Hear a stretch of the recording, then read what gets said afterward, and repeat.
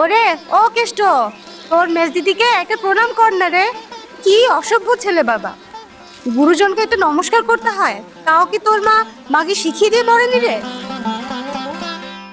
কেষ্ট থতমত খাইয়া উঠিয়া আসিয়া কাদম্বিনীর পায়ের কাছেই নমস্কার করাতে তিনি ধমকাইয়া উঠিলেন। মর হাবা চালা নাকি? কাকে প্রণাম করতে বললুম, কাকে এসে করলে? বস্তুত আসিয়া অবধি তিরস্কার ও অপমানের অবিশ্রাম আঘাতে তাহার মাথা বেঠিক হইয়া গিয়াছিল। তাহার বাজে ব্যস্ত হতবুদ্ধি হইয়া হেমাঙ্গিনীর পায়ের কাছে সরিয়া আসিয়া শির অবনত করিতেই সে হাত দিয়া ধরিয়া ফেলিয়া তাহার চিবুক স্পর্শ করিয়া আশীর্বাদ করিল। থাক থাক, হয়েছে ভাই, চিরজীবী হও। কেষ্ট মুডের মতো তাহার মুখপানে চাহিয়া রহিল।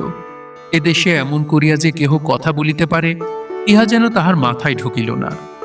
তাহার সেই কুণ্ঠিত ভীত অসহায় মুখখানির পানে চাহিবা মাত্রেই হেমাঙ্গিনীর বুকের ভিতরটা যেন মুচড়াইয়া কাঁদিয়া উঠিল।